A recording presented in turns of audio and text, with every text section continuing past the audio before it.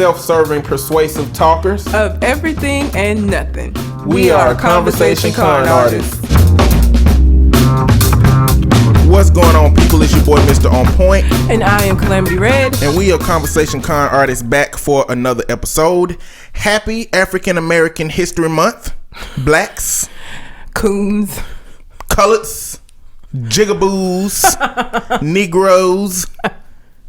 Happy African American History Month. You know what? It's so disrespectful for Black History Month to be referred to as African American History Month. Well, look at the source. He just a disrespectful motherfucker, so. I feel like I might as well have been called a jigaboo. That's disrespectful. And what kind of stupid ass word is jigaboo? I don't know. I think about Jay-Z and Ghost. Jigaboo. Oh, when Blue Ivy run into the room trying to scare her daddy, she be like, jigaboo. I'm just saying. That was not the intention. I don't know what the origins of that I word need to go look are. up and see when the hell jigaboo came from. I don't know. While you're telling them about the website, I'll come back. Okay, listen, I'm gonna need y'all to go and check out the Conversation Con Artists website, www.conversationconartists.com, where we have our current episode as well as the articles linked to it, old episodes, as well as an opportunity to leave some mail feedback where you can subscribe to our newsletter or leave some feedback or whatever you want to do. That sounds like male. Is it not female feedback? Mail feedback. I don't know why that's what I thought of. I should have said email, but I didn't. You can find me on Twitter at Mr. MISTER_on-point. And I can be found at Red_Calamity, and I could not find the origins of Jigaboo. Sometimes you gotta dig deep for these origins. It just has a black person. That's so fucked up. It just is a black person. I don't know. But we are still doing the listener letter portion of the show, and so if you have a question that you would like for us to answer on the show, you can send it into the website, or you can send it into our Gmail account, which is conversationconartists@gmail.com. This week we have a question about shitty relationships as usual. How long is too long to stay in a bad relationship is the question, and my answer is a second, a minute, an hour, any amount of fucking. At the point that you determine that this relationship is shit, you should probably get out of it. Because staying in it and being like, well, I didn't put in a year, I didn't put in 5 years. Like, okay, you gonna put in 5 more? How does that make sense? Like, if at the 5-year point shit is bad and shit has been bad, I mean, 5 years, if ain't shit changed, you just gonna keep sitting in there because you gave 5 years of your life to it? Like, how does that make sense? I guess the root of the question is, at what point do you recognize that a relationship is bad? I mean, if you're more unhappy than you are happy, because, like, I think people sometimes justify, like, shit with, well, they're supportive sometimes. Like, they helped me out when I needed this. Or, you know what I'm saying? They look at specific incidents as justifications for all of this fuck shit. And sometimes it's just like, okay, they helped you out, 3 years ago. But since that time, they've been fucking around on you. So, like, haven't you paid your dues? Like, you didn't pay them back, I'm sure, for whatever it is that or whatever life event that they were there for you for. Like, how much time do you owe somebody that helps you in a relationship that is also mistreating you? How much time do you owe them? How much time do you have to stay there for that shit? Like, that's stupid. I mean, I guess it depends on the level of bad in determining why people end up staying in bad relationships. Like, I guess people's threshold for bad is gonna be mine is not minuscule. and the reason mine is minuscule is because my definition of bad is like extreme things. My definition of bad is you cheating. My definition of bad is you draining our joint bank account. You know what I'm saying? Like, my definition of bad, because like us arguing isn't bad. Obviously that just means that our communication ain't all that great. We need to fix it. You know what I'm saying? Like, certain stuff I'm not going to count as like bad because it's stuff we could work on. But some shit, no, like, that's bad and we got it's over with. So because my definition of bad is it's a larger definition than I think other people use, my threshold for that is small as fuck. But see, I don't consider stuff like cheating a bad relationship? I consider it no relationship. That shit's over now. Like, I won't have time to call my relationship a bad relationship after I figure out this shit done went down. You know what I'm saying? Like, the relationship is ended. It evaporated. What if they drain your bank account, but had a good reason for it? Well, that in goes, their mind, a good reason. That goes against my financial philosophy. You see, unless we married, I'm gonna have my shit, and you gonna have your shit. And if I need something, maybe you can let me borrow something. If you need something, I can definitely let you borrow something. But that's not gonna happen. I mean, if they steal my credit card, see, that's thievery. So thievery, relationship is over. It ain't gonna be going on long enough. Like, it won't be a justified. So for me, a bad relationship is little bitty shit. Like, consistent passive aggressiveness. Oh yeah. When we need to be talking about the situation. I'm a therapist. We need to talk about the situation. Yeah. Listen, we can talk about it and you can be mad for the next 3 days. But you ain't finna be mad for an undisclosed amount of time and have me sitting over here waiting about when we gonna talk about it. We'll talk about it. You can still be angry. Then don't talk to me for 3 days, but at least I know you know where I'm at, where I'm coming from. I know where you at, where you coming from. And we can continue. Be mad at me until you ain't mad no more, but I ain't finna sit around. Like, that's the little shit that really would get me. I'd be like, so how long we gonna sit around? Because it's gonna get, like, it's gonna go from, oh shit, I guess I done fucked up, to when the fuck we gonna talk about it? Like, it's gonna turn to agitation and then irritation and then frustration. I don't really get mad like that, but it will get very close to that if this shit just dragging on and we ain't doing nothing to cover it. So for me, a bad relationship is just consistent little shit that gonna frustrate me. Cause big shit, it's a wrap. For me, I guess I can see. I guess like if you constantly arguing, if all y'all do is argue, or if you're not feeling respected in the way that they, I don't know, do stuff, but then you don't want to ever admit that they're wrong and find a way to make a joke. You know what I'm saying? Like shit like that. If that's been going on for like most of the relationship, like why would you want to keep dealing? Like you mad on the one hand because this person keep doing this shit, but you staying. Who you really mad at? Like, are you really mad at him or her? Because they just doing what they've shown you is their norm. This what they do.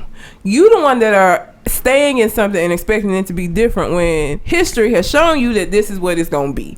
And if you're gonna stay in it, this is what you're gonna deal with. And so if this ain't something you want to deal with, maybe you shouldn't be staying in it. Like, I think sometimes people spend too much energy trying to figure out how to make somebody change. People don't change because you want them to. People change because they get ready to, and they want to. And if they don't want to, they usually ain't gonna do that shit. And you just gonna be frustrated because you trying to enforce or inflict this change upon somebody who don't want it.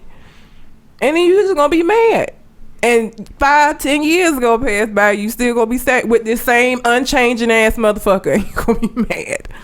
We start to get into the personalities of the kind of people that would stay in these situations, because some people stay with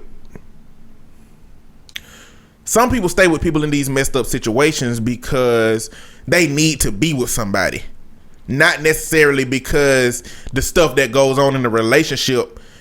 The stuff that goes in a relationship is a problem, but it doesn't outweigh the problem that they either have or perceive if they were to be alone. Themselves. So you also have people who suffer from codependency. If I leave this person, they won't be able to make it without me because I do everything and I help them, and I can't leave them and not help. So I'm gonna stay because they need me.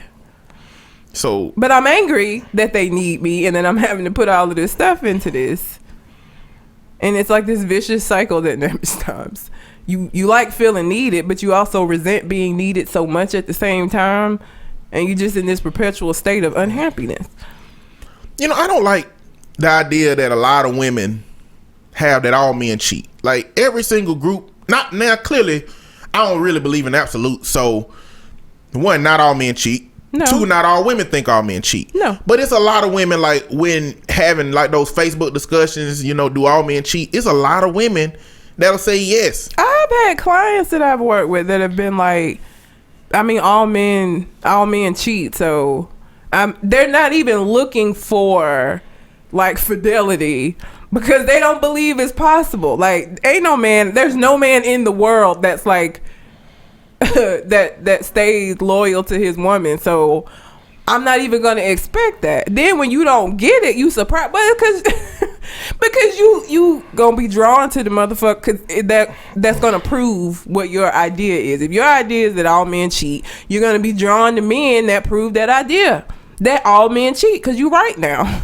Or you're going to be looking for this varying level of what cheating looks like. Like, you're going to be looking for a man that cheat on the lower side of it. Or, well, at least he cheat with the same woman. You know what I'm saying? Or because he don't cheat with like 30 different women and all over the place, that you look for a level of cheating that's acceptable to you. You know, so. And that I as a single person, I cannot allow myself to believe that every motherfucker out here is a cheater. I can't do that. The person that is. Why would you want to believe that? Like, I will not believe that. And I've been with some cheating ass motherfuckers, but that doesn't mean that everybody cheats because he did. You know what I'm saying? So I'm not even the most optimistic of people at all. But I don't want to live in a world where that is true, where that's reality. And I don't believe I live in a world where that's real. Are there a lot of cheating ass motherfuckers? Sure. And I blame a lot of that on us, ladies, because of this whole side chick shit. Make it easier for motherfuckers to cheat because your ass out here willing to be the other bitch. So I blame us for a lot of this. I do. But I don't believe every man want to deal with that. I just don't. I don't believe every man is out here trying to have his main girl and 5 side chicks. I just don't believe that. I believe that the men like that exist, but I don't believe that that's all men. Man, I think finding a good relationship for you is like finding a fucking 4-leaf clover. Have you ever looked for a 4-leaf clover? I have. I'm from the country, so yeah. Have you ever found one? Once out of a whole goddamn childhood. 32 years old. In 32 years, I found one. To be fair, you probably stopped looking for them after 10. I mean, well, sometimes if I see clovers on the ground, I was so disgruntled about not finding 4-leaf clovers when I was a kid. I just say fuck clovers when I see them. Fuck y'all. If I see clovers, I'll still kind of like just look and see if I can find one. Luck ain't real. Well, I don't, but because it's such a rare thing, I just like to have it because it's some shit that your ass can't find. So I found something you can't find. But that's the thrill in it for me. So it's not because I believe I'm gonna have good luck because I found the shit. It's just because I got it. I got better luck than you, clearly, which don't exist. That's I have more. I have higher, propensity for looking for this shit longer than you do. Yes. And I found a motherfucker. Yes. You put in the work. Yes. I don't give a fuck about the work. But that's the rarity with which you gonna find something that is valuable. I mean, I just feel like if it's too good to be true, it usually is. Yeah. Now, unfortunately, I found this shit out on eBay at a younger age. If it's too good to be true, it fucking is. It's not what it's supposed to be. No. If the retail price of a stereo system you want is $2,000 and you see it on eBay for $700, it's not what you want it to be. I promise you. The same way to where if you find somebody that is charming and has everything that you want on the first date, don't be ready to get married. That shit, you got some more research to do. You meet the representative always on the first date. That's the representative. That's the motherfucker that's trying to get that second date. That's not who that person actually is, like, at all. I don't know. I don't get why people don't realize that now. Like, the person that you meet on the first date is not who that person is. It's some of who they are, but you have a long way to go in finding out who that person is, because they're not gonna come in on the first date and be like, I beat bitches asses. Sure do. Just beat a bitch ass last night. No, they're not gonna do that. They're gonna charm you. They're gonna treat you really good and reel you in, and then you gonna answer a text message from your cousin named John, and he just gonna see John on the phone to punch you in the eye. You don't get the crazy at first. Sometimes you do. Some people just so crazy they can't hide the shit, but most of the time you meet the representative. It's not who they are. You gotta wait and see. I was talking to somebody about this the other day. Like, the person that I marry, I'm gonna want to have seen them in a lot of different like places. Like, I want to see how you are with your friends. I want to see how you are with your family. I want to see how you are with like wait staff. I want to see how you are with the nigga that y'all hang out with, but y'all don't really like him, but you just kind of, cause y'all been hanging out with him, so you keep hanging out with him. Like, I want to see how you are when you mad at somebody that you care about, as opposed to mad at somebody you don't give. I want to see all of those things, because at some point in time, I'm gonna annoy the shit out of you. And you ain't gonna treat me like you've been treating me all of this time. You need to test that person too.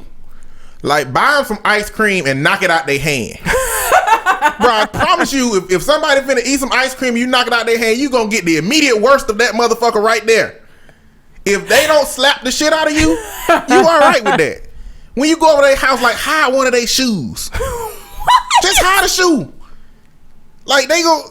If you call them that day and you knew they wanted to wear them shoes and they mad as fuck that day, oh shit. Never tell them you hid that shoe though. They gonna have to find that shoe on their own. What is wrong with you? What Why do you are mean? you encouraging people to be passive aggressive and shit? Look, this is the fucking filtering stage. You need to find out shit about people fast. It's women out here who end up engaged to dudes and they end up getting a Skype call on their phone and they be like, oh shit, is my kid Skyping me? And she be like, kids? Plural? Yeah, my kids. Hey, y'all. And it's like 5 kids on the goddamn Skype. And she trapped now. Because one, she want to be married as fuck. And she engaged to this dude who she ain't know enough about. Because she didn't do enough research. I don't care how much I want to be married. If I find out you got 5 fucking kids and you didn't tell me, you can have this ring back. Go ahead and put that toward their college funds, because you gonna need it. The fuck? How you hide 5 kids? No. Nope. You got to go. You need to put some conversation out there like, pregnancy is scary. You know, it ain't that bad. Well, how you know? Well, I read it. Y'all gotta put some shit out there at the beginning. People don't talk enough about stuff that matters. I think people, when they getting to know folks, they ask like all this little surface shit. And obviously you don't want to ask nobody about like they how they feel about like finances and shit on a first date. But as you are dating, those things need to come up. Money, sex, and kids are the top 3 things that people get divorced about. You need to know going in how people feel about their money. You need to know what they expect from sex, and you need to know how they plan on raising their kids. Like, you need to know those things. You don't need to like get married, have a kid get to be spanking age. You don't believe in spanking. All he want to do is spank. Now y'all got a problem. This is something that y'all should have talked about before y'all even got married. Like, it don't have to be when you first meet them, but these are conversations that need to happen. Like, don't just be asking them little surface shit like what they hobbies and shit is. Like, obviously, like I said at the beginning, you don't want to get too deep because they're not going to be comfortable telling. But if you 6 months, a year in, y'all need to be talking about this shit. If you are thinking about marrying this person, these are the things that you need to know. Do they want to own, is home ownership important to them? Like, all of these things that like that are gonna come up soon after you get married. Y'all need to talk about this shit. Like, I don't understand how you can get in there. Fuck that. Fuck the pleasantries. Oh Lord. Just come right into the first time you meet somebody with a goddamn checklist. Don't do that. Just like an interview. Don't do that. So, in your last relationships, how did you resolve problems? Don't do that. Just get that shit out there. It's too early for that in the first. At a first, let me tell you something. Somebody come on a first date with me with a fucking checklist, I'll be like, you doing too much, goddamn. Like, I don't even know your last name. Can we start there? You want to know my whole fucking life story and shit? That's too much. Like, you don't even know if you gonna. I think that's something that should come. Like, it shouldn't come too late. But I think you need to like get a surface, because you might not even like this motherfucker. You might go on a date and he boring as fuck and you don't want to see him no more anyway. Why even subject him or her to these things before you even get a base level read of whether or not you are even still interested? So what would be the worst thing you can find out about somebody that you got deep into that you wish you would have knew like immediately? He got a criminal history. This nigga just served time before, and I didn't know it. Especially at this age, because I feel like he could have served like a good 10-year sentence and be out now, and I wouldn't know. So like a criminal history, a child that I didn't know about. The child is I can't, cause you let me, now that's something I want to know on the first date. You got kids? Let me know that shit. You ain't got to get all into what little Susie and little Johnny like to do, but I need to know they exist, because I got to make a determination as to whether or not I want to be with somebody that's got a kid. Don't wait till, we talking marriage and then be like, well, I think my little girl should be the flower girl. What little girl? Like, so a kid, like, if we get deep into it and then you tell me you got a kid, that's a problem. A criminal history. My big one is fucking drugs. Oh yeah, if I find out you're a goddamn crackhead, we ain't seeing each other no more, and I'm calling the police. Yeah. And I'm gonna be going around my house like, did he take some shit, like little stuff that I might not notice is missing? Like, now drugs. I'm paranoid as shit. Yeah, drugs. I can't deal with drugs. Or even, I feel like you should let people know if you have a past drug history, because the way that addiction works is that is something that you would deal with your whole life. So I need to know if you done had an issue with alcohol in your past, or I need to know if you done had an issue with crack in your past. Like, yeah, you clean now, but if you ain't got no coping mechanisms and shit, or we go through some stressful times, I don't know if you're gonna pick the pipe back up. I need to be able to make a determination whether or not I want to be, because as a therapist, I know that is something that people have to deal with their entire life. Like, once you get clean, the battle ain't over. Staying clean in and of itself is a battle, because it's very easy to like go back to old habits. I need to know if you have a history of that shit. Don't come on a date and be like, well, I've been clean for 6 months. She don't need to know. Yes, the fuck I do. So this is what you do. When you go to the restaurant, order both of y'all a drink. All right? And that's how you gonna find out. Yeah. Either they gonna drink it and relapse and then you can just get on, or they not like, gonna drink it and you get to ask them why. Yep. Yeah. You gotta figure it out, these little shits. Yeah. That is a good one. Please don't do none of the shit I said do. Okay? I just want to throw that on out there. Oh, passive aggressive ass. I'm just saying, I got ideas. If you gonna do that shit, listen. Don't do that shit. But if you're gonna do it, holla at your boy. Oh my God. I can help you do it as efficiently as it can be done. Terrible. That's just the truth. But I do want to just reiterate that about the past drug history, because I've had that, not in my own life, but I've had clients where that has been a problem, because people don't realize that just because somebody gets clean, that doesn't mean that they will never do drugs again. And so when you are with somebody that has a past issue, what you're saying is, I can do, I'm going to be there if they relapse, because that's always a possibility. And if you're not the kind of person that's going to be able to deal with that, then I don't feel like there's anything wrong with not talking to somebody that had a past problem, because it's going to be worse for that person for you to just like, well, I don't want to discriminate because they, you know what I'm saying? And then shit go left and you be like, I can't deal with this shit, nigga. No, I'm out.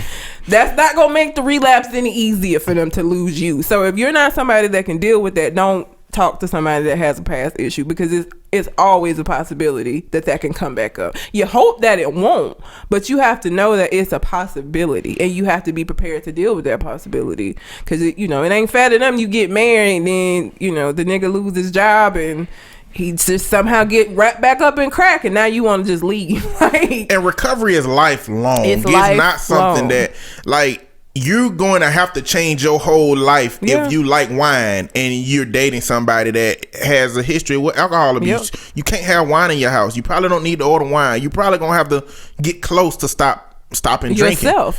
Because like for people who are addicted to certain substances, that shit be like running through life with a Mario star on all the goddamn time.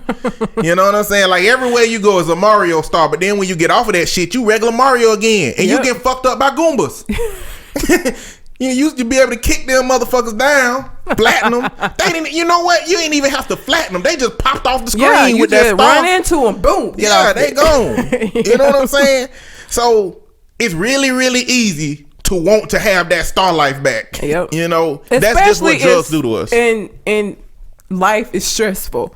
Marriage is stressful. You throw in some kids, that shit is stressful. And if they haven't replaced that coping mechanism, because for a lot of people, drugs, alcohol is a way to cope. When shit get tough, they might relapse. And then on top of the shit you already got to deal with, now you got to deal with this motherfucker relapse. And again, that's not to say obviously people who have a drug problem that have gotten clean or have an alcohol problem have gotten clean deserve to have love, but I feel like they need to have love with somebody that understands the disease that they have and that is willing to endure, and that's willing to endure it, because like I said, nothing would be worse than to have this person that you love, you go through a relapse and they leave you. That's gonna make getting back into recovery that much more hard, because now you gotta deal with this hard, you know what I'm saying? So if you're not the kind of person that can deal with somebody relapsing, don't date somebody that had a previous problem, because there is no guarantee that they will live the whole rest of their life and never have a relapse. So this is another component to staying in a bad relationship. I feel like at a certain point, a relationship turns into a contractual agreement in the sense that kids have been involved. Oh, yeah. In the sense that our families are intertwined. In the sense that our finances are intertwined, our debts are intertwined. We have so many things intertwined. It's like, is it really worth separating now? I think it is. I always think that it is. It always is from my perspective. Yeah. But this just a way to say I understand how some people can end up in a bad relationship and stay there so long, because it's like once the love is gone, once the relationship is dwindled, but you got a whole bunch of people and systems responsible for you. And then even careers, like you got people in careers that you got prominent names, you're prominent figures, you're actors or you're professors or you're something, and it's like this is gonna look bad on our image. We fucking relationship counselors, you know, and we're married. We can't get a divorce. Exactly. That shit can't happen. We can just rebrand ourselves as swingers. Oh shit, no. And just be in all kind of relationship related things. Yeah, I mean, I do get that, but from my perspective, there is nothing worse in the world than like consistent unhappiness. Like, I don't want to be unhappy. My home is my safe place. That's where I go when motherfuckers on the outside then got on my last fucking nerves. That's my haven. If you there and you part of the problem, it's no longer a haven. I don't want to deal with that shit. Like that, to me, lifelong unhappiness, I can't deal with. I don't want that.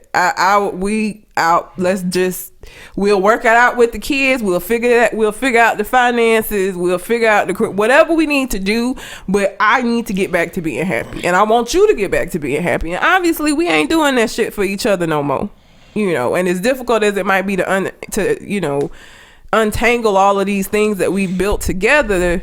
And then, like, even with the family, when people are unhappy, families take sides. That creates more of a drama. Like, are you still with this motherfucker, huh?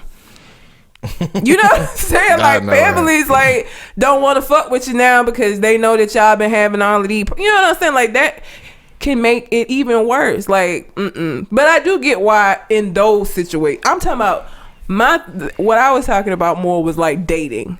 Like, if you dating somebody, kids haven't been introduced, y'all haven't like y'all both still living separately, but shit is terrible. What do you look like saying, well, we've been together for 4 years, I don't want to throw them 4 years away, so you gonna do 4 more unhappy ass years? How does that make sense? That's stupid. They're like saying, I like this prison. You know, I spent good time here. I know my way around. I mean, I get the good lunches. I get 3 meals a day. Yeah, like, why the fuck would I want to leave here? Why would I want to leave here? I mean, I know that it's a big world out there, but I know this one. Yep. Don't do that. Don't do that. That's stupid. It is very. Don't do that. Like, I look at life like this. And it took me a while to get to this place, but I don't feel like any time that you spend is a waste of time if you learn something from it. If you in a 4-year relationship that goes south, you leaving that relationship and you haven't wasted that time. You had good times probably with that person at some point, maybe not the latter part of the relationship, but at some point y'all had fun. 2, you didn't learn from that relationship shit that you don't want to have to deal with, because sometimes we don't even think about shit and then it happened and we be like, oh shit, I didn't even know that I didn't like this shit.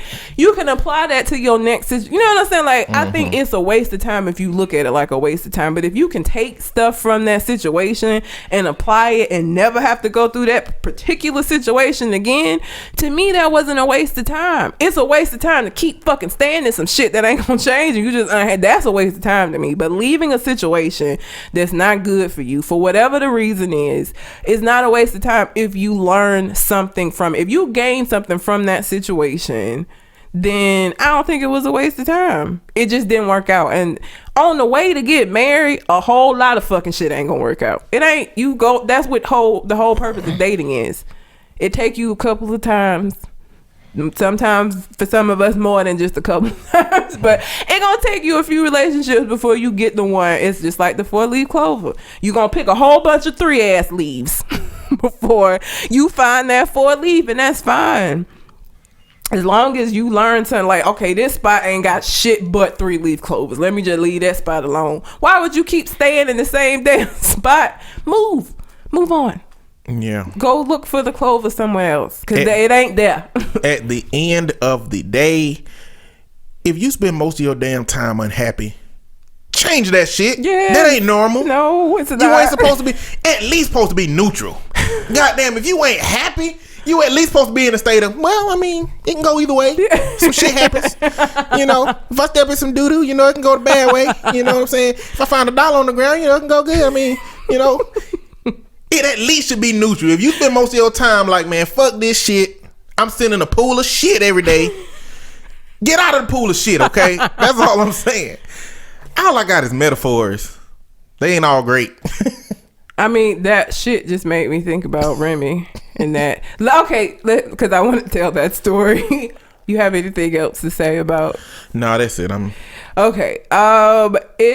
So hopefully that answers that question. If you have a question you would like for us to answer on the show, you can send it in through the website, or you can send it into our Gmail account, which is conversationconartist@gmail.com. Before we get into our shit for the week, I just wanted to mention some other shit.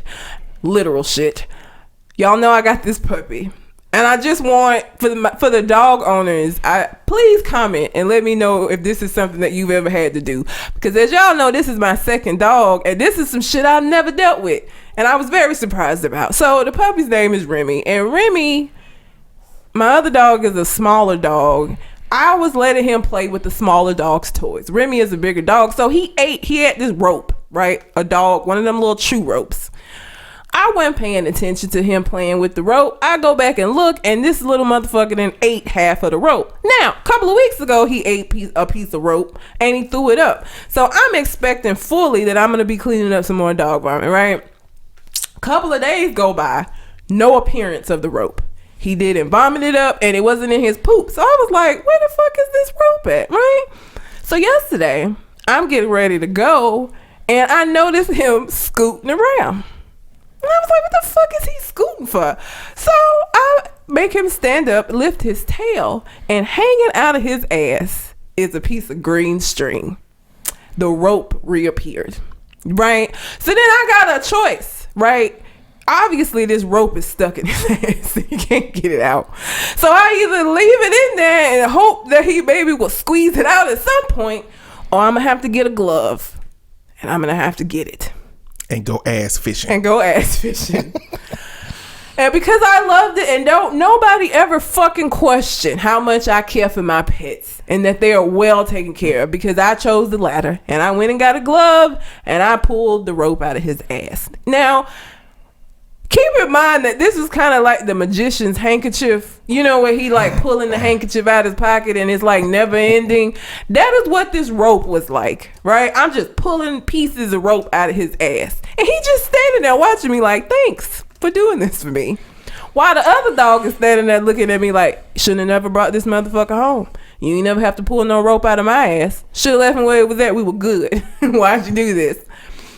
I put their string hanging out of my dog's ass in Google. Did anything pop up?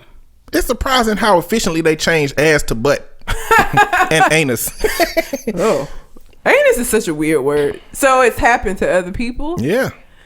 So, yeah. Dating back to 2009 at least. That is horrible. And it was horrifying. and it was one of the grossest things ever.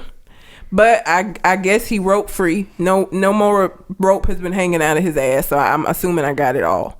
But if this has happened to any dog owners listening, please let me know, because I was just like, how the fuck why didn't you just poop this out? How is it stuck? Why am I having to pull it out? Whether this happened to you or not, this specific thing, talk about the most disgusting thing that you've ever had to do with your animal. Yeah. Because I feel like everybody gotta have a story. Prior to this, dog vomit was like that, and like diarrhea, uncontrollable diarrhea that I had to clean up. Because like, okay, when I have a kid, I don't know how I'm gonna manage vomit, and like shit smells will make me throw up. And so like I have to prepare myself and like put all of this shit over my face to like go clean it up, because if I don't, in addition to cleaning up the dog's throw up, I'm gonna have to clean up my own, because it makes me ill to deal with vomit.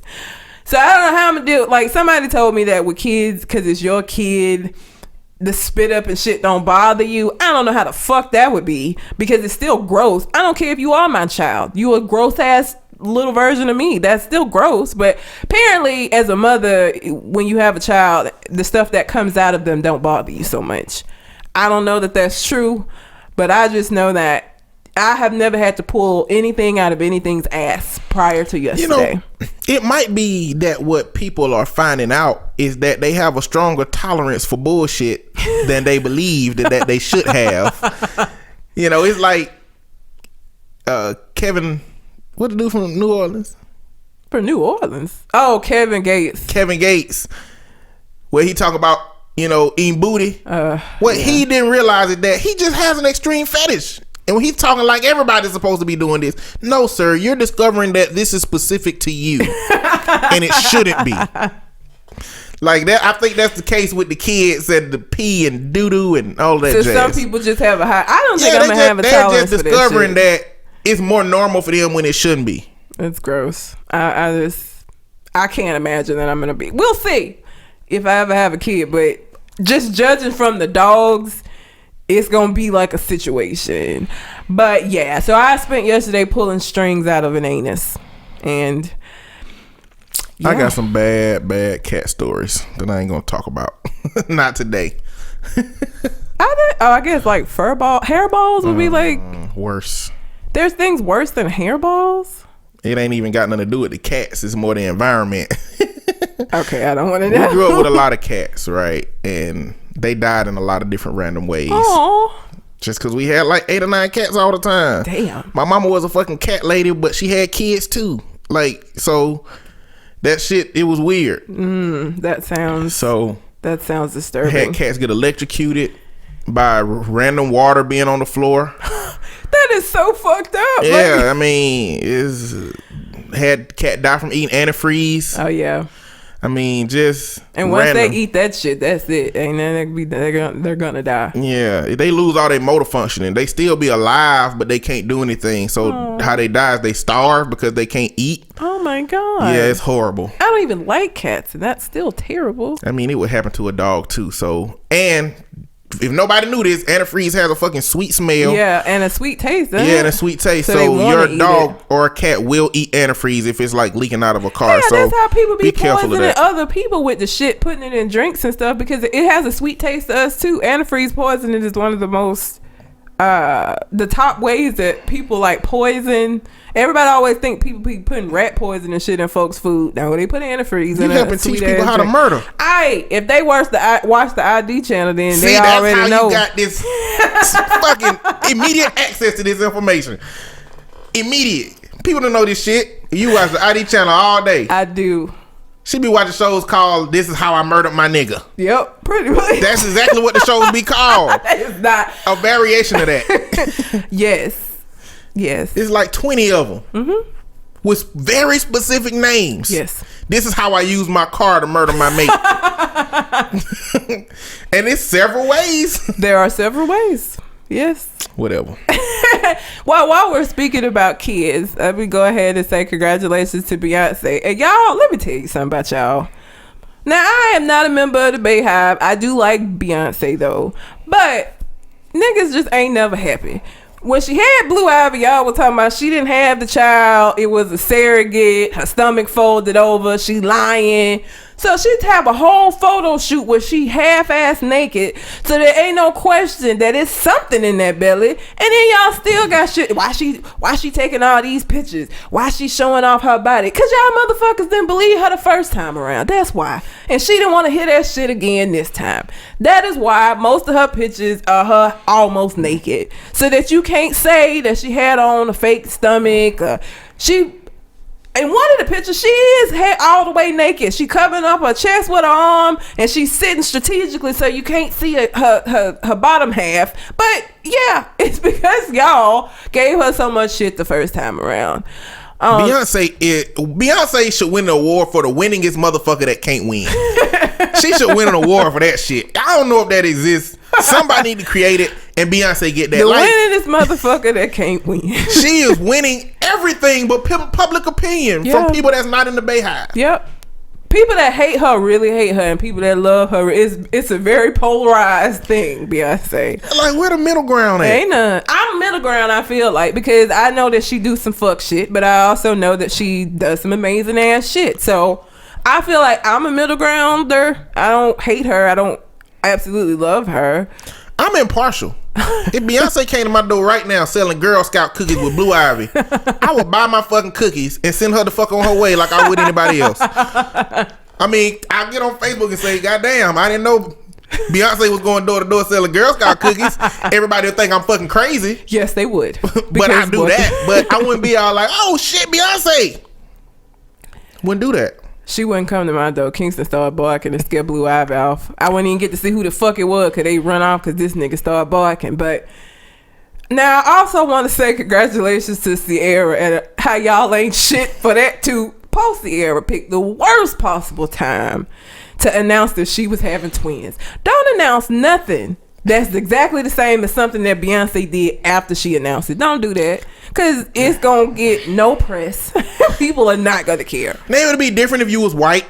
If you was in a different genre of music. Yeah. But you are essentially an underling of Beyonce. Yeah. You can't do nothing to try to overshadow Beyonce. Mm-mm. Because Beyonce's shadow is like a goddamn comet coming down to the earth. And your shadow is that of a car shadow at fucking sunset. Okay?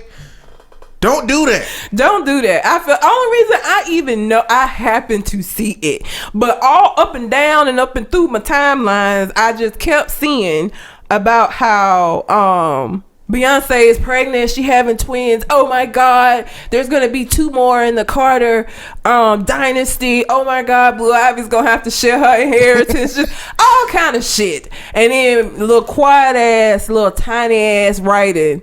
Sierra's having twins. I was like, damn, post Sierra.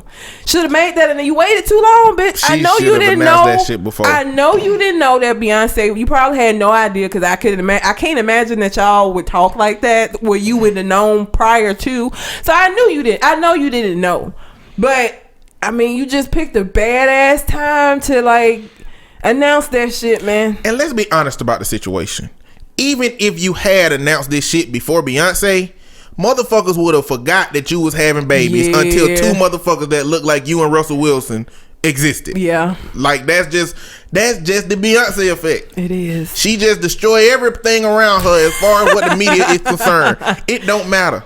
She went to the CMTs and took over their goddamn blog sphere. Like Beyonce got the X factor. She got some shit that everybody just ain't got. Yeah. You can't do nothing about it. Oh, also, this has nothing to do with that. Just before we get into your story, please, y'all, if you're going to go to a Lauryn Hill concert, take some lawn chairs. Listen. Take a barbecue thing. Like, be prepared to wait. She's not gonna come on time. At this point, I feel like you getting mad that she show up 3 hours late is your fault. You know she ain't gonna come on time. She has shown time and time again she not gonna arrive on time. You gonna be sitting there waiting. Stop buying the fucking tickets if you don't want to wait. Listen, don't go to a Lauryn Hill concert, okay? Lauryn Hill needs to build her trust back up in her fucking fan base. Yes, the Miseducation of Lauryn Hill was great. It was an amazing album. It was. But the fucking punctuality of Lauryn Hill ain't shit. It's horrible. Never have been, never will be. Don't go to a Lauryn Hill concert. What she need to do is she need to start asking people who be on time if she can fucking headline for them. Not even headline, but join their concert like after it start. Oh yeah. Like she need to build some shit up for the fans to show that she's into this shit. And she got in trouble with the IRS though. She got to make this money, but she ain't doing it in a like you ain't acting like you need the money, Lauren. Like she literally showed up like 2.5 hours. She acting like a goon that need the money. She selling bags of goddamn Comet out here. To the crackheads trying to get paid, and she get the money, and then she just disappeared. And you know what? They crackheads, so it ain't like they got any line of recourse from that shit. That's true. Once you pay for that ticket and you there and you waiting and she don't show up and you leave, you done lost one. I mean, she said it herself. She said it herself and lost ones. You may win some, but you really lost one. What you done? What you really gained from? She told your ass what she was finna do. She told you that you didn't lost one. So again, if you're gonna go, be prepared to wait. And if you don't want to wait, don't fucking go. But don't go and then get on social media telling us shit like water is wet. We know Lauren was late. That's what the fuck she does. So stop going to these concerts. I know. You would love to see. And then what I've been hearing is like she can't even sing the shit the way she used to. So the performance of the songs is shit. So you wait 2.5 hours for a concert to begin, and then the artists give you shit ass versions of their music. Why would you continue to do this to yourself? If you are the kind of person who gonna still go to a Lauryn Hill concert at this point in time, you deserve to lose your money, because you know what she gonna do. You know what she gonna do. You might as well donate your money to cancer. Shit, donate your money to me. I will start a GoFundMe for all of the people who want to go to a Lauryn Hill concert but would rather give the money to something else. Give it to me. Shit. That's gonna be the one she be on time for. And now everybody gonna sue your ass. Hey, nope, can't sue me. I didn't know. Sue people for anything. Yeah, that's true. You want to spend the money to do it. That's true. I'll counter sue for a frivolous lawsuit. Win some more money. Okay.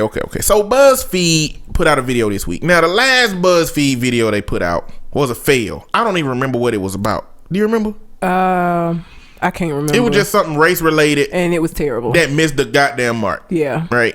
They put out a new video. It's I'm black but I'm not, and then it goes into black people saying I'm black but I'm not. But these stereotypical things that people think black people are. I'm not a thug, or I'm not. Just a bunch of shit. Yeah. And then it goes into talking about specific things that they are that lies outside of those stereotypes. Hey, I like rock music. I like, these different things. I go to Comic-Con. Yeah. I mean, so it's a whole video about that. Yeah. Now, it got an interesting conversation going in this group that I was in. But there are people who feel like as black people, we shouldn't have to explain ourselves to white people, and I think sometimes for some people I talk to, that means we shouldn't tell white people shit about ourselves. But other times they say that it means that we shouldn't talk to people about why we're not this bullshit they believe we are, that they just won't let go, these stereotypes. And so I had one guy saying, I don't think we should have to talk to white people at all about us, period. They should know. And I got other people saying, no, it's just about that stereotypical shit. So my perspective in that context is that, is it expected that we are just a general like when you say white people should know, that really puts us in a box. And we're not. It put, like, from your perspective, it puts us in a box. Yeah.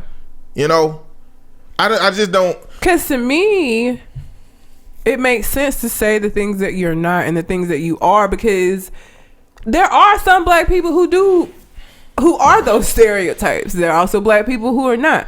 There are black people that like this other stuff, and there are black people that don't. Like, I feel like we are such a very, like any other race, it's gonna vary with the individual, that I don't know that saying that, well, they should know. Well, how would they know? How would they know that you like rock music unless you tell them that? That's not something, you know what I'm saying? And I might like rock music, and I actually happen to do so, the next black person might not, though. You know what I'm saying? Like we're not. There's not like a catch-all that white people should just know about us. Yeah, and so I mean, because if I meet a new black person, I have to talk to them about me and what I am like. So it just makes it seem like a black person not wanting to talk to a white person about explaining themselves is just mad at white people and don't really want to talk to white people, period. Yeah. Outside of recognizing that maybe, I mean, because white people need to know shit about us. Everybody needs to know something about everybody because everybody is different type situation. Yeah. And I think when we use whiteness to remove ourselves from having that conversation, you know, it's just create more division and isolation. In the context of people that would listen to you. You know what I'm saying? Like, I ain't talking about motherfucking Steve Bannon or no motherfuckers like that. Trying to have no conversations with them, but people that would listen to you and is interested in understanding who you are and does not look at you in the terms of stereotype. They look at you in terms of the individual. Those are the people I'm talking about, that I can have a conversation with those people about my brand, my version of black, and how black applies to On Point. Yeah. You know what I'm saying? Steve Bannon, that kind of person that'd be like, oh, you're not like the others. Yeah. What, nigga? Yes, the fuck I am. Yeah, I am. I am like the others. Because I'm black. The fuck? I do share some characteristics and don't have, just the way you share some characteristics with some white folks and others you don't. Yeah, like, you're looking at me through this narrow ass lens. You know, just because I got on a vest and a tie, you know, don't mean that when I'm at home on my own, I'm not them. You know what I'm saying? So don't define me through this narrow ass lens, and don't pull me out of black, because that's what happens. Yeah.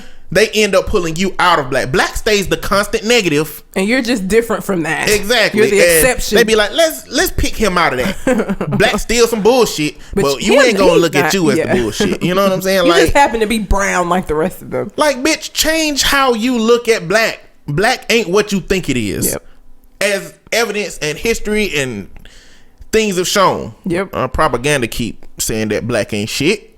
But you know what? I don't even give a fuck about the people that's saying black ain't shit. Yep. I'm talking about the people who are willing to listen, can listen, and don't look at me like that. Who wouldn't say shit like that to me? Huh? Not on purpose anyway, I guess. I'm gonna talk about Ayanla. Go ahead. What the fuck? Why would you name your kid that complicated ass shit? That is not her birth name. Her birth name is Rita. Rita is something James. She changed her name when she became a Yoruba. I don't know how to say it. Was that something like African shaman type shit? She a priestess. Oh, so Ayanla Banzat is not her real name. So that's not her birth name. She changed it. So she on that weird ass spiritual shit. Yes. And so y'all know, most of the time I think we agree on everything. I think this is one of those things we disagree on. So she tweeted out something that has gotten her a bit of backlash, and I understand the backlash. On Point though, because he's able to look at all these different fucking perspectives, sees it from a different perspective than I do, or he's able to see it from a different perspective. I only see it from the negative perspective. But So this is what her tweet said. She said, racism, sexism, homophobia, ageism have no power over you unless you believe they do. But she didn't say if you believe in them. But they do have power over you. They do. They have control over your life, therefore they have power over you. If you're having trouble finding a job because the places that you keep going to don't want to hire somebody black, or if you're having trouble going to a job because you're outwardly gay, it does have power over you, because now I can't get these jobs because of the perception of these things, because you're homophobic or because you're racist. It does have power over me. But there's different levels of power in this situation. Clearly there's a level of power that you can't influence, that you can't touch. Mm-hmm. The next level of power is the one that makes you tell yourself, I ain't gonna apply for no more jobs. I ain't gonna go to no more places.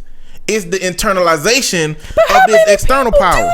Like, a lot of fucking people do that. A lot of people just don't work just because of racism. It might not be that they don't work. It might be that they don't go to a particular place. It might be if it's a white manager there, they won't apply at that place. They'll apply to a place with a black manager. Like, it can change and influence how your internal decisions are made because of that external world. Like, that's what I'm saying. I don't know what she meant. I mean, to me, it sounds like like the Santa Claus. Like, if you believe in Santa Claus or not. Like, I believe in those things. Like, I don't know. That doesn't make sense for me. Like, to me, it's like saying, if you don't believe that these things have power over you, then they won't. But that's not true. Like, I can absolutely get passed over for something because I'm a female and I'm black. I have 2 strikes against me. Now, I guess I could see what you're saying, that I don't have to allow that for me to define myself, I guess. Like, I don't understand. You don't have to allow that shit to influence how you exist because somebody else physically have told you that you're this thing or you're not. But it kind of has to, in some ways, influence how you exist. You kind of have to avoid some people, places, and things. Like, I'm not going to go. There are certain places around like Clinton and shit I don't want to be caught there at night and shit because I don't know who I might run into. You know what I'm saying? Like, I feel like it kind of, in some instances, it kind of, you have to be mindful of how this shit is. Or if you work for somebody that's sexist, I'm not gonna want to and he asking me to work late, I ain't gonna do that shit down with you because I don't know what the fuck that's gonna mean for me. I do have to be conscious of the existence of these things.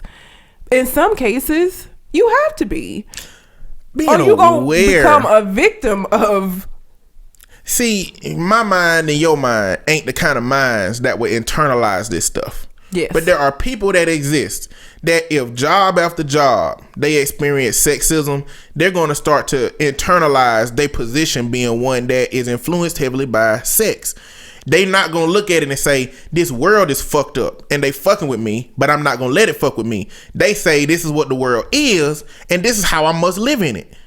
You know what I'm saying? But I just feel like because of the climate of the world right now and what's going on and the fact that people are standing up and saying that these things are wrong and the protest, like, why would she be saying that now and mean it in that way when now more than any other time people are actually standing up and being like, this is fucked up and you wrong for this shit and we don't like it. I mean, why would now be the time that she would say that when it's apparent that is not as prevalent? People internalize it. Well, I'm not saying that's what she meant. I don't know what she meant. I think she. I'm liable to believe that because she on that spiritual shaman shit that she might have meant it in a spiritual way. She might not have even been thinking about environment, but given the context of what's going on today, it's definitely going to be perceived like that. And she might have meant it like that. But I'm talking about generally, there are people who allow the racism to make them feel less of a person as a culture. They let the sexism make them feel less than a person as whatever their sex or gender is. They let that external world influence who they are internally, how they exist internally, and how they make decisions internally. Most people are not looking at it that way, and she's had like a huge backlash from saying that shit because people are just like, no, that's not true. Like, I just feel like I don't even watch her show because I don't understand what her basis is for being able to tell other people how they need to run their life. She's actually she has a JD degree. She's a lawyer. So I guess it's the spiritual shit that I mean, not spiritual shit. Let me not be disrespectful to the Yoruba culture, but I guess it's that gives her the experience or whatever that. I don't fuck with pop psychology. Yeah. I don't fuck with pop spirituality. Yeah. All of that shit has more bearing on it than just what that thing does when you don't have that fame and stuff attached to it. Yeah. It's plenty of preachers out here and spiritual leaders out here that nobody know their name that's doing good shit for the community. There's plenty of therapists and psychiatrists out here that's doing plenty of shit better than Ayanna and Dr. Phil. So I don't fuck with pop psychology like that. But I'm looking at it from the perspective of if a client came into my office or your office and said, every time I go to get a job, a white man interview me and I feel like I can't do nothing right because of my blackness. That's kind of how I'm looking at it, influencing and trickling down. Like, clearly the white man is racist. Yes. Clearly it's the system. Clearly it don't have shit to do with you. It's about your skin tone in a lot of these instances.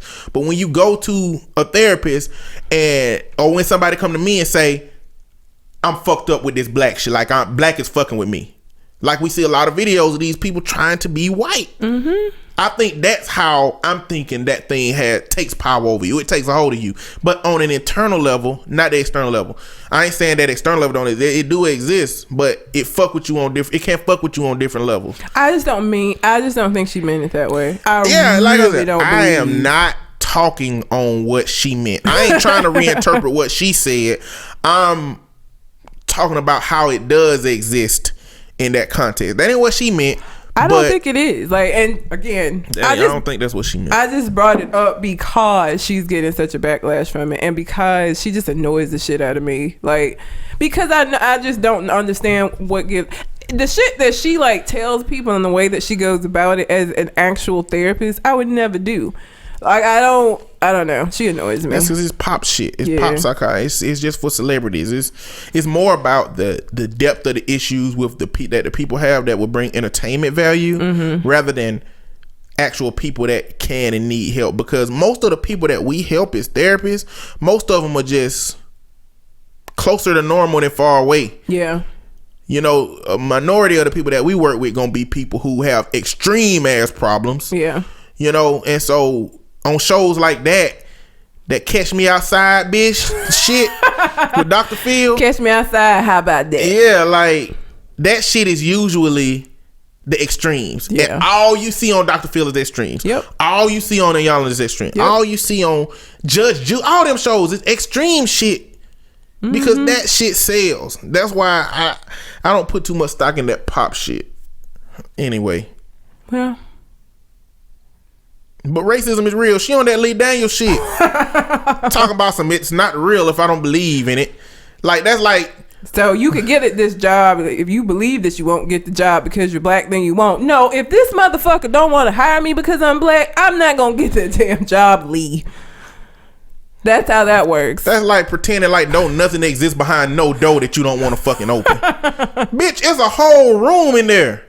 Unless it's the goddamn Narnia closet. You know what I'm saying? Then there's a whole fucking universe. Yeah. Nigga, you know how creepy it'll be to walk in the closet and you just be in the snow? You know, I've still not watched Chronicles of Narnia. These kids basically walked into the closet and they fell into snow. Yeah, and they were cool with it. I go right back through that fucking door and I board that shit up and never go in that bitch again. Have a panic attack falling in the snow. The fuck is this? Because first off, I walk into my closet in my drawers most of the time. If I walk in the closet and fall in the snow, I ain't got that much longer. Especially if the light door disappear. I'm gonna tell you that right now. If I can't get back into the door, I'm gonna die from hypothermia. I mean, I'm a bigger dude, so I will last longer than a skinny person. But I'm gonna die because I'm gonna be in my drawers in the snow. Like that's horrible. The way you view things sometimes. It's unique to you. I just want you to know that. I feel like most people who walk in their closet be half naked most of the time.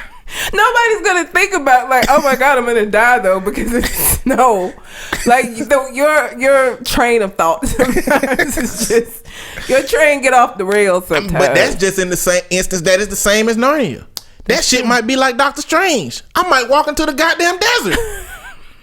That's still a problem in my drawers. It's still a problem. But it's a less of a problem if I got clothes on. Yes. Well, you're still gonna die from. I'm gonna die. It don't matter. I'm gonna die both ways. Yeah. Because I don't walk into the closet naked with a bottle of water. I'm just saying. That's realistic. I can't deal with you. That's real. Oh my god. So it's Black History Month. It is indeed. But was called African American History Month by Donald Trump. Yes. But a lot of people saying that he changed the name to African American History Month, which is not completely accurate. A lot of different presidents have pinned it something else. But the government. Yeah, what's odd is that the website is AfricanAmericanHistoryMonth.gov. Now, to be fair, I don't know what the fuck it was before that. I didn't know the government had a website specifically for, Black History Month. But BlackHistoryMonth.gov ain't nothing. Yeah. And so I'm just thinking that maybe he didn't change the name of it on paper of the whole holiday or the whole month. But or whatever. did at the website. But the website is. So he that's changed conflicting. the fucking White House website as soon as he got in office. So we know he'll change up some web shit. He'll change the shit out of it.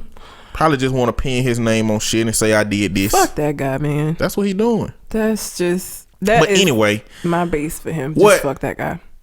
We gonna talk about your boy Pence though. His stupid. You know what I'm saying? Which what he did was he shouted out a white man for Black History Month. He thanked Abraham Lincoln for freeing us for Black History Month. That was his shout out for Black History Month. Thanking Abraham Lincoln. Come on, man. We do know that like Abraham Lincoln's motivations for freeing slaves wasn't about like freeing slaves. No, it was not. It was political. It was to get those 3/5 of a person votes that would shift power. Like that's what different cultures in America has pretty much been for politics. Leverage for votes. Even now, the Latino community, the LGBT community, a lot of the shit that's being passed and fought for are for leverage. And you know, the Republican base is pretty much Christians. Yep. Christians are the base that pretty much they're supposed Christians. Yeah, they're supposed to be, you know, using as that base for support, but like leverage. And I feel like today Black people represent the smallest bit of leverage for any party. Like Democrats don't have to do much to garner Black support, and that's because of the history of Democrats in terms of, you know, Lyndon B. Johnson and the acts that he signed, and you know, voting rights and things of that nature that Democrats have proposed and whatnot. But, and I'm not saying that, you know, we bring nothing to the table as Black people. I'm saying that we do have to create a situation for ourselves where we're worth something, not just to ourselves and our community, but to politics. Just right now, I mean, they ain't even taking us serious worth a damn. But the thing is, the problem is, I don't really know how to do that. I don't know what a strategy is for that. I don't know. Maybe our time is just gone. Yeah. You know, or maybe, I don't know. I feel like if a sensible ass Republican candidate come out who is apathetic to some of the needs of some of these other communities, maybe something different will happen. Don't hold your breath though. Yeah, but shit, that's like an oxymoron with Republicans. Yeah. So I'm sorry. A politician Republicans. If you're a Republican listening, then this ain't a reflection on you, but politicians are Republicans for reasons of power. The citizens and us, we are whatever our political affiliation is because of our belief and what we believe and what we believe that thing means. So anyway, for Pence, so not only that, but it just fucking it's weird to me that these Republicans say shit like Republicans didn't do nothing to y'all. You know what I'm saying? Look back at the history. Did Republicans do this legislation? That was Democrat. I don't give a fuck how the shift or the change of what a Republican and Democrat means. That's all politics has done over the whole history of politics. Shifted meanings. This group means something different. This group don't mean what it used to mean. It means something else. It don't matter. What happened was Democrats might have been doing some bullshit back then. Republicans sat right there and let that bullshit happen. Yeah. So what that tells me is America fucked us over. I don't give a fuck if who you identify with in the context of that system. America has fucked over Latinos. America has fucked over LGBT. America has fucked over Black people. America has fucked over every single marginalized group in this country at some point in some context. It don't goddamn matter if you was a Democrat or Republican. If you was one or the other and the other one was doing bullshit, you let that shit happen. So like that just adds to the disrespect of African American History Month, you know, dialogue, and Pence shouting out Abraham Lincoln, who was a goddamn oppressor for a long ass time before he decided that politics would be the reason that he would change that level of oppression. We're supposed to be grateful though, on point. We're supposed to be celebrating. They need to be grateful for not getting their ass whooped by a whole culture. Yeah. You know what I'm saying? Like, clearly we don't have numbers on our side, but if every brown culture got together and started going to the goddamn gym working out together, you know what I'm saying? I mean, outside of, you know, everybody arming themselves with guns Lord. You know, it'll be a situation. It's like we can't be aggressive because we can't be aggressive. You know what I'm saying? We just not in a position. Because if a whole city that's full of black people decided to get aggressive and white America declared a goddamn war on this group of people, one thing that Immortal Technique, a rapper that I listened to, said, one thing that he said was guns aren't really the threat to us. You know, guns are just the symbol of power. Real power is being able to cut your goddamn power off. Oh yeah. Cut your access to water off. Cut your access to grocery stores off. Like, that's real power. Real power is being able to have martial law, a group that will come in there and just not let you leave. Yeah. That's real power. If they wanted to do shit like that to our communities, they can. That's why we can't do shit, because we don't have any clout. We don't have anything that will allow us to challenge a system like that if they wanted to fuck us over. So I just wanted to say fuck Pence. Fuck that guy. For the invalidation of black people on the celebration of Black People Day.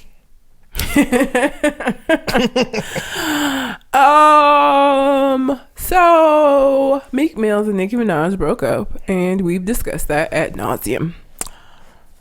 This week, Nicki Minaj was photographed with Drake, who she has not been in contact with, as far as we know, since the whole diss track between him and Meek. They probably been having secret meetings. Maybe you so. You know, like Enemy of the State, where you put an X on the mailbox. But she was putting a D for Drake, and he was putting the N for Nicki. Or maybe they were both just putting the M&M for Meek Mills. Just to be, you know, rude. Aggressive and rude. So now that they're officially broken up, Nicki was photographed with Drake and Lil Wayne. And so after that came out, Nicki Minaj was robbed. The house was vandalized. Like, it wasn't that they just like took stuff. The stuff that they took was very specific, and they vandalized the house, so the police feel like it was a personal attack. So of course, because the internet ain't got no chill, they started talking about Meek got mad and either he did it or he sent some people to do it. Oh, Meek Mill responsible for that shit. Meek Mills cannot win. No, I just wanted to say all of that to say that Meek can't win. Ever since that shit with Drake, he been out here losing. Whether it be him falling down the stairs and it be a video like put on the internet, or whether it's him being accused of robbing his ex-girlfriend's house because she took a picture with Drake. He can't win. He out here just not winning. One, it would not be robbed. It would be burgled. Burgled. Okay. Is burgled the word? Burglarized. I don't know. Burglar. I like burgled. It's so difficult to say. It is burgled. I like saying it. It'll sound like some underwater shit. It does. Burgled. So, first off, that's what it would have been. Second, Meek Mills, you know you did that damn shit. Quit goddamn sitting out here talking. He said, I didn't do it. Baby, you didn't do it. You were responsible for that shit happening. I don't care. This is public opinion, and I have indicted your ass. Care what you say. Black Twitter, and of course they was making memes and shit, because that's what they do. But he just can't. I don't know when he gonna start winning. Meek Mill, I mean, he ain't really losing. He got fans. He just got broke up with by the baddest chick in the rap game. That ain't winning. Listen, that ain't winning to you. Okay? That is winning to a lot of dudes out here. Who is that winning to? Well, it ain't losing. Might not be winning, but it's not losing. I ain't say he winning. How is it not losing to be broken up with by the baddest chick in the rap game right now? Because wasn't nobody else with the baddest chick in the rap game. Safari was before him? Before she was the baddest chick in the rap game too. I mean, is she the baddest chick? She ain't really doing that. She ain't number fucking 3. And she's selling the most. So I mean, but you were broken up with. It was one. He was winning when he was with her. I don't know that you still winning when you get broken up. I ain't saying that he is winning. I'm saying he ain't losing. he ain't losing like that. Like, I feel like that's he was losing. in a long-term relationship. He was with that woman, and now he gonna probably be with like some video vixen that somebody don't give a shit about. I mean, That's losing. He not winning. Listen, he's not losing. Okay. Ja Rule lost when 50 Cent came out and destroyed his career. Lost. He ain't Meek Mill ain't lost yet, but he losing. I feel like he's just having a string of bad days. A lot of them. Yeah, like 4 or 5 years worth. That's a long ass fucking That time. is a long streak, but I'm just saying, I just think he one of them kids. He like a motherfucker with a cloud raining over his head all the time. I mean, clearly, at a certain point, if it's a cloud over your head raining down on your ass all the time, clearly you just fucking wear a raincoat all the time. You know what I'm saying? I don't even think he got a raincoat though. I think he just out here being soaked. Like I'm not gonna say he done lost, but I think he's losing. And if he don't turn this shit around, lost is in his future. He like the dirty kid on Charlie Brown. Yes. Was it Linus? Linus is the one with the blanket, wasn't it? I don't know. I don't know the dirty I don't know none of kid their name. names except Charlie Brown. Oh, and Lucy. Pigpen. This motherfucker's name was Pigpen. That was his name? Pigpen. Because he was dirty. That's mean as fuck. But it was... Them kids mean as shit. Take a bath then, nigga. You don't want to be called Pigpen. I'm just saying, what happened to calling niggas shit behind his back? They called that mother... He was Pigpen. That's so motherfucking rude. Kids, boy. He had a cloud of dirt where he went. What else you gonna call him? Call fucking DHR is what you call and get that motherfucker in foster care and get his ass cleaned up. Cause his parents ain't shit. Look, Lucy out here snatching the ball from Charlie Brown. They was some mean ass kids. They wasn't finna, they ain't care. No, I mean, but Lucy was mean, but Charlie Brown was stupid. Why would you keep going to try to kick the motherfucker? Yeah, Pigpen was his name. I just wanted to make sure, but he was, yes, Pigpen was his name. He should have kicked her ass. What should have happened? Did he do that on? It had to be like on Family Guy. I think it was or something. on Family Guy. I think she. No, I just watched it. So Peter was like watching Roadhouse, which is the movie with Patrick Swayze where he like kicking motherfuckers' asses in bars, like literally kicking them. Mm-hmm. And so Peter was just going around kicking shit all the time. And so he just showed up in a Peanuts cartoon when she had snatched the ball and started whooping her ass. And then he made her hold the ball so Charlie Brown could kick it. Damn. But yeah, I feel like he losing. I don't think he's lost. And I think he could maybe someday win again. But right now, I feel like this nigga losing. A 4-year bad streak, you losing. The way that we'll know he losing or that he's lost is when we don't talk about him for a year. But if it's only bad, when the last time we talked about him for something positive? No, what I'm saying is he's still here. Like, he still got fans. He's still making music. I mean, the motherfuckers that still like his mixtapes. Like, he ain't all the way out yet. Like, this shit just normal shit. I didn't say he lost. I said he's losing. All the way out is lost. Ja Rule lost. He lost it. It was over. It's over. It's lost. Meek is losing. He could win again, but right now, he losing.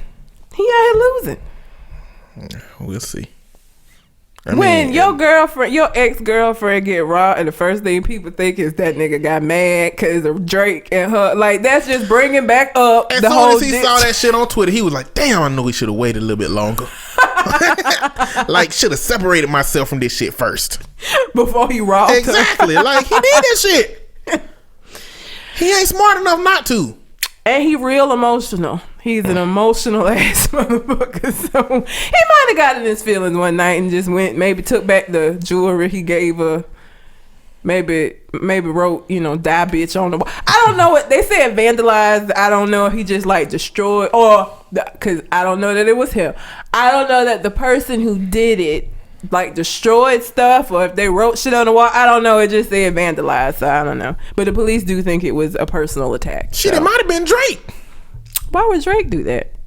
Because he knew that it would get pinned on Meek Mill. And he was like, that would be so fucked up but so genius at the same time. Do you know how genius this shit would be? Which is the reason why, if you gonna be passive aggressive with somebody in your relationship, stop giving and these you need some people input, this bad advice. holla at your boy. I will help you do that shit the best way it can be done. Oh my God. There's a diabolical genius on the inside of me that I have to subdue because I'm a rational, logical person. This is why you fucking like cats. You know that, right? This is why you are so attuned with cats, because you evil just like they are. On the surface, you all cute and cuddly, and then you plotting world domination internally. Maybe I don't like cats because I'm evil. Maybe I'm evil because I like cats. No, I think that y'all have a lot in Maybe common. I learned a lot from cats over my life. You might have, since you've been around them all your life. That might be what it is. Maybe so. I don't know. But holler at your boy Don't if do you that. need help. Because he ain't going to help you get out of shit if you get into it. Listen, all I'm saying is, if you're going to be crazy with purpose and with help. Don't just be random crazy for no reason and you trying to dig yourself out of some shit after you crazy. Don't put gas in somebody's tank if you need a ride to work tomorrow. That's stupid. We can find better ways to do this. What is your next story? Because I cannot deal with you. Listen, y'all. Look. Fuck Trump. But we need to know what's going on with him, okay? So I'm going to talk about these executive orders that he done put into play, but I'm going to try to be as objective as possible. I can't wait, because you said this before we started the show. I cannot wait to see you try to be objectionable about this bullshit. Listen, no, go on. I can't wait. I can disagree with the shit that he's doing and understand why he's doing it at the same time. Well, go on. All right. Let's see. The first of many executive orders was one that commands federal agencies to ease the regulatory burdens of Obamacare and has them slowly repeal what was put in place by the Obama administration. By nothing. By and not replacing it with shit. Just repealing it slowly. Well, that's why it says ease the regulatory burdens. This is an opportunity for them to sneak their own shit in here. Because what I think Donald Trump them gonna do is I think they gonna sneak some motherfucking Trump care up in there. That's the exact same shit as Obamacare with slightly less responsibility on the agencies that are supposed to be caring for people. I would never use some shit called Trump care, because I feel like it just gonna be some bullshit in there somewhere. Never. What if they call it a almost Affordable Care Act? That's so fucked. Would you support that? AACA almost doesn't count. Branded and whoever made the song before her, because that was a rebate. But see, Republicans are smarter than that. They wouldn't name it the Almost Affordable Care Act. They would name it the Premium Care Act. But it ain't got shit in it. That's what it'll be. Yep. Okay, so was that objectionable? I mean, I added my own level of shit into it, but I feel like this is because it's bullshit. But it represents big government, and it represents the government telling private businesses what they need to do and how they need to operate. Republicans run on making government smaller, so it's not surprising that they would take this legislation that they use propaganda, that they propagandized to say, hey, this ain't shit. The government telling you gotta have health insurance, when realistically you fucking got health insurance anyway.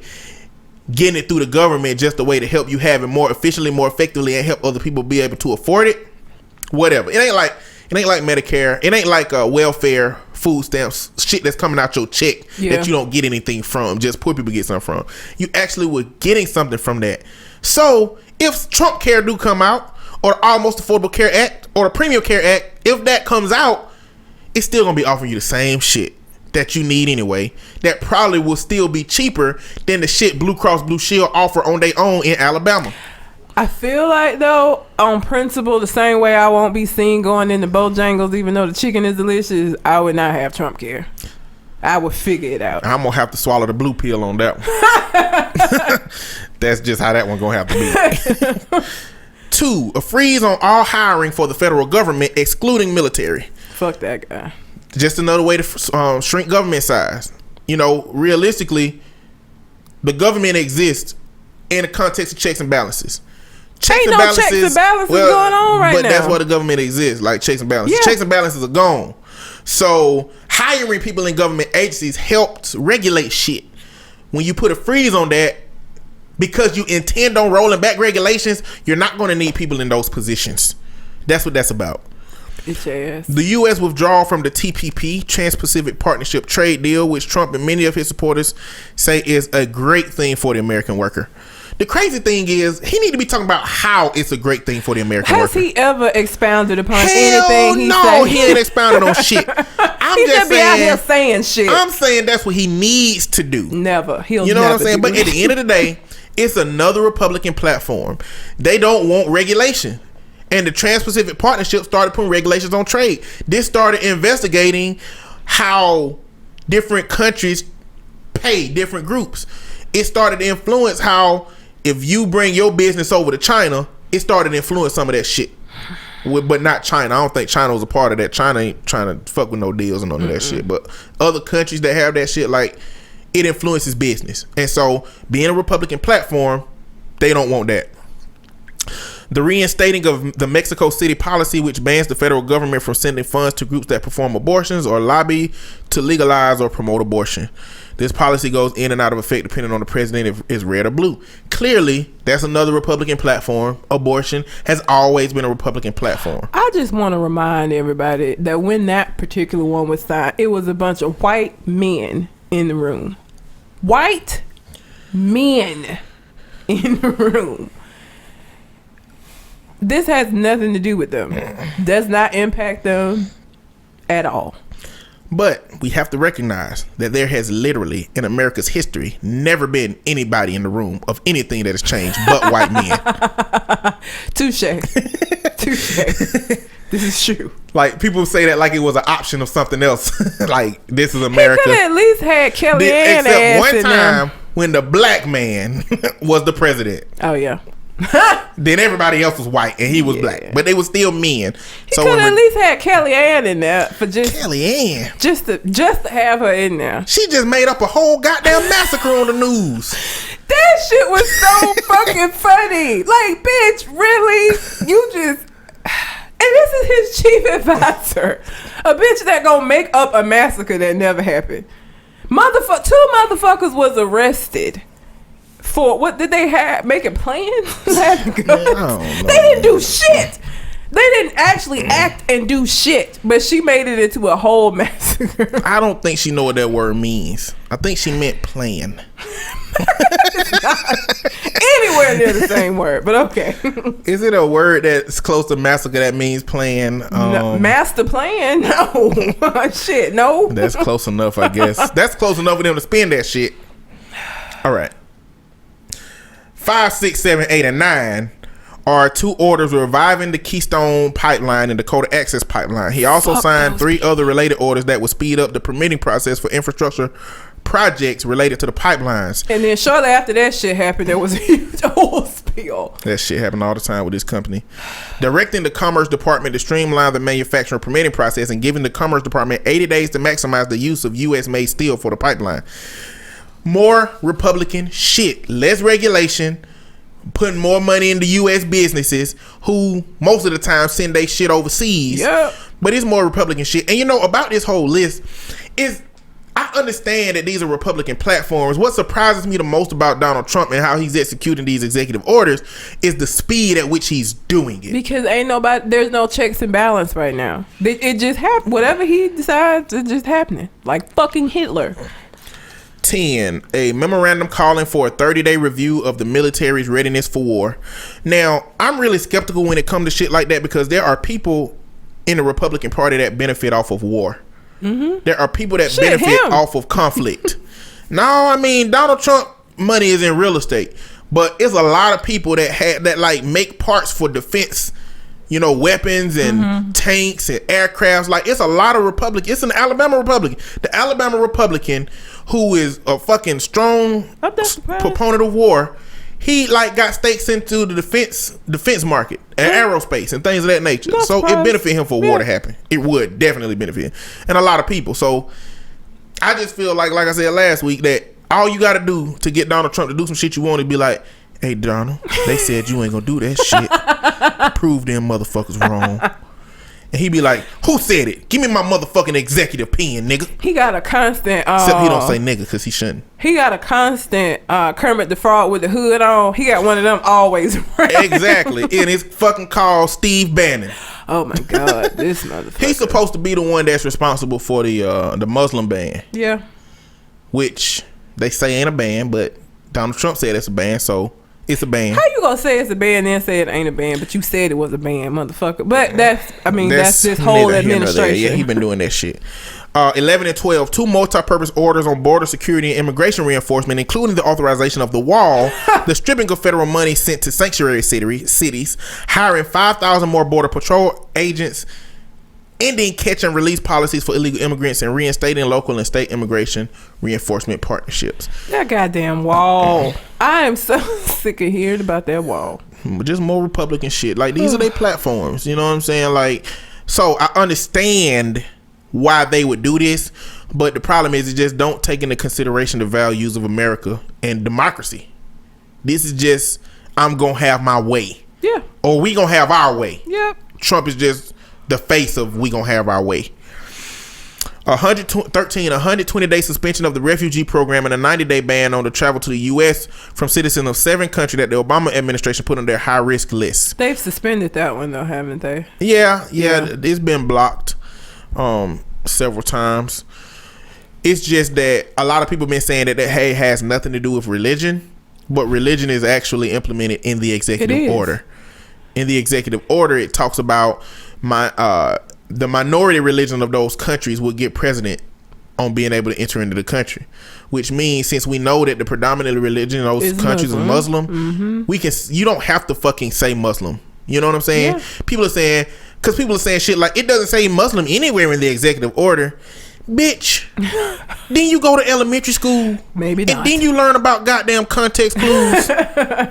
If you didn't, I'm teaching you today. Context means that if you read the whole thing, you can derive other shit from it. Yep, without them saying it directly. Exactly. Yeah. The same shit for it don't have to say Muslim in there, but when you say, hey, we'll look out for the minority religion in this country, and the country you're talking about has a majority of Muslim religion, bitch, you might as well say Muslim. Is all I'm saying. Didn't he fire the current, was she the attorney general? She was the acting attorney general, I want to say. Because she said that it was unconstitutional and she wasn't going to enforce it. Yeah. So he fired her ass. But, you know, she ain't the only one that should say stop. There's a lot of judges that can stop that shit. It just depends on what they going to believe. Yeah. You know, some of them believe that it's constitutional and some of them believe that it's not. I don't know how you could believe that it was constitutional, but all right. It's not. The way that somebody would believe that it's constitutional is they believe that it's to protect Americans, and that they believe that the people that they're trying to protect it from are not American citizens. So what they gonna say is, hey, if you're not an American citizen and if you're a Muslim, then the Constitution don't apply to your bitch ass. Guess what? We used to not be citizens. We used to be property. The problem is, fuck that. The problem is there is no way to visually discern a Muslim American citizen from a Muslim non-citizen. Mm-hmm. There's no way to discern that. So how do you plan on doing that? Do you plan on having motherfuckers walking around with an ID badge on their neck saying I'm a citizen or I'm not? Oh, you mean like the Nazis with the numbers on the folks? Yeah, there's no way to fucking discern that shit. In order to lengthen the ban on administration officials working as lobbyists, there is now a 5-year ban on officials becoming lobbyists after they leave government, and a lifetime ban on White House officials lobbying on behalf of a foreign government. I don't like that. I'm all right with that. That legislation right there goes into that part where he was talking about draining the swamp. The problem is it ain't enough. It's not going to be enough. Congressional term limits, I would hope, would be next in that if he got to do something. You know? Doubtful. Very doubtful.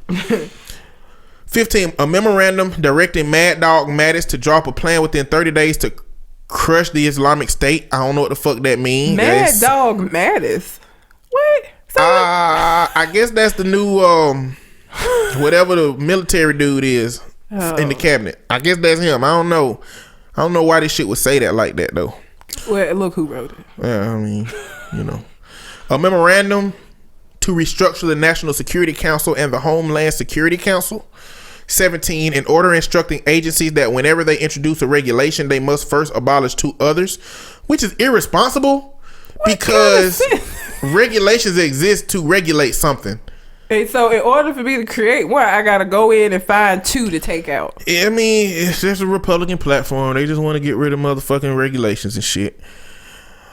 18, a memorandum instructing the Labor Department to delay implementing an Obama rule requiring financial professionals who charge commissions and give advice on retirement to put their clients' interests first. Motherfuckers gonna be out here in them private jets again like it was before. That's all that means. And 19, an order directing the Treasury Secretary to review the 2010 Dodd-Frank financial regulatory law, which is what was supposed to protect us against Wall Street making them high-ass derivative fucking gambling shits. So I don't know what this shit's gonna do. But the fact that he did this shit so fast, the first 2 weeks, like this is a lot of shit that's gonna have direct impacts on our economy. And I guess we gonna just have to see how. And you know what, to those of you motherfuckers who was like, give Trump a chance, let's see what he do, I hope this shit don't go out bad. And I hope more than anything that you're willing to acknowledge when shit go bad, that's the reason that it went bad. It won't be because of that. They'll have reasons because they're very good at justifying some shit. Anyway, that's all I got. That's all he done as far as the executive orders. But that's 19. That's all. Orders. That's a lot. Shit. That's 19, man. Ain't no telling how many executive orders he gonna be done That's by the in end 2 of this weeks. shit. The fuck. But anyway, that's all I got. All right. Anything else on your mind? Hopefully, I don't have to pull any more strings out of asses. Hopefully you don't. That's disgusting. But until we come to the next conversation, we out. Holla.